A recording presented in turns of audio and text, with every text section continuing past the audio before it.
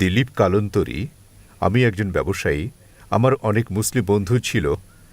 তারা প্রায়ই আমাকে বলতো যে ইসলামে সুদের ওপর ঋণ নেয়া হারাম।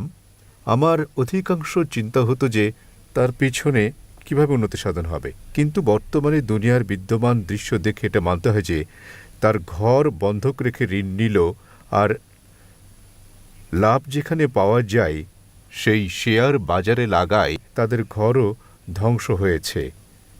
এই যে বিজ্ঞান, আজ আপনি বলছেন যে ইসলাম একটি বিজ্ঞান, যেমন বিজ্ঞানের উপরেও কাজ করে, তো এই যে কথা তিনি আজ থেকে ১৪০০ বছর আগে যদি বলে থাকেন যে বেয়াজ সুদ নেয়া হারাম, অন্যায়, তার পিছনে এর কি দর্শন ছিল তা আমি জানতে চাইব স্যার।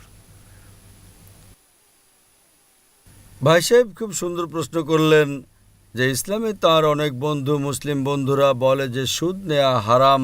তিনি জানতেন না যে কেন হারাম, কিন্তু এখন ধারণা হলো যে দুনিয়ার যে পরিস্থিতি, অর্থনৈতিক প্রেক্ষাপট, তিনি জানতে চান যে কেন তা হারাম। আর কোরআন মজিদে কমপক্ষে ৮ জায়গায় লেখা আছে সুদের ব্যাপারে। এই সুদ শব্দটা আরবিতে রিবা, সূরা নিসাতে, সূরা ইমরানে, আর বলা হয়েছে সূরা বাকারায় সূরা নম্বর ২ আয়াত নম্বর ২৭২ ও ২৭৯-তে যে তোমরা সুদ থেকে দূরে থাকো। আর যারা সুদ থেকে দূরে থাকবে না, আল্লাহ ও আল্লাহর রাসূল তাদের সাথে যুদ্ধ ঘোষণা করবেন। সুদ এত নিকৃষ্ট বিষয়, কবিরা গুনাহ। আর গুনাহে কবিরা ইমাম আজ্জাবি এটাকে ১১ নম্বরে রেখেছেন, ৭২টি কবিরা গুনার মধ্যে ১১ নম্বরে। ভাই সাহেব প্রশ্ন করলেন যে কেন নিকৃষ্ট? কেননা সুদে ধনী ব্যক্তি আরও ধনী হয়, গরিব আরও গরিব হয়। ধনী ব্যক্তি আরও ধনী হয়, গরিব ব্যক্তি আরও গরিব হয়। সাধারণত আপনি যখন লোন নিতে যাবেন, গরিব ব্যক্তি কোথায় লোন পাবে? ধনী ব্যক্তি বলে আমার এটা আছে সেটা আছে, তো সে লোন পেয়ে যায়। তো ধনী ব্যক্তি আরও ধনী হয়, গরিব আরও গরিব হয়। এজন্য কোরআনের সূরা আল হাসর সূরা নম্বর ৫৯ আয়াত নম্বর ৭-এ আল্লাহ তাআলা বলেন যে যাকাত দাও যাতে তোমাদের মধ্যে যারা ধনবান শুধু তাদের মধ্যে ধনমান আবর্তন না করে। আর সুদে কি হয়? এই ইসলামী দর্শন, আমরা বলি লাভ ক্ষতির অংশীদারিত্ব। লাভ ও ক্ষতির বন্টন করা হয়।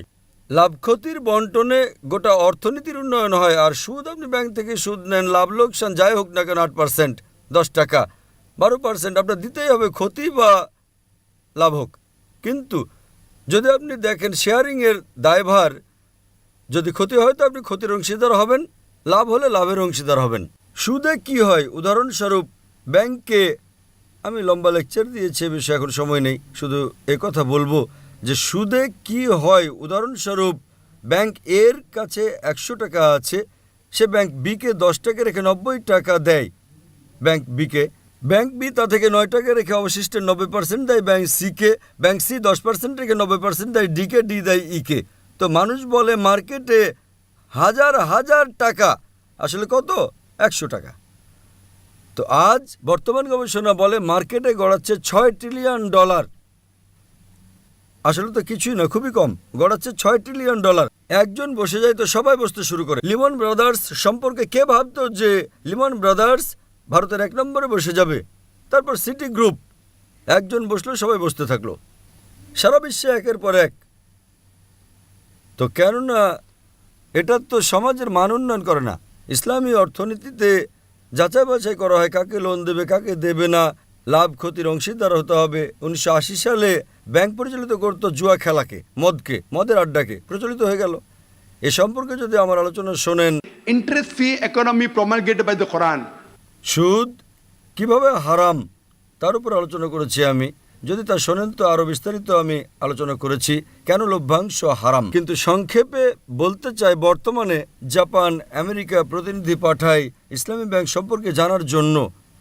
আমাদের সরকারের কাছে আমি গিয়েছিলাম, জনাব চিদাম্বরমের কাছে, যিনি অর্থমন্ত্রী ছিলেন, তার সঙ্গে কথা বলেছিলাম আমি যে আপনি ইসলামী ব্যাংক চালু করেন না কেন? তিনি বললেন করবো ইনশাল্লাহ, যখন আমার সাক্ষাৎ হয়েছিল জেদ্দায়।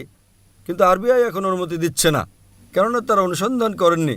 ইংল্যান্ড দিয়েছে, অনেক দেশই দিয়েছে। ইন্ডিয়াও যদি ইসলামী ব্যাংকে যাতে লাভ ক্ষতির অংশ থাকে, যদি তার অনুমতি দেয়, তো ইনশাল্লাহ ইন্ডিয়ার অর্থনীতি অগ্রসর হবে ইনশাল্লাহ। আশা করি উত্তরটা পেয়েছেন।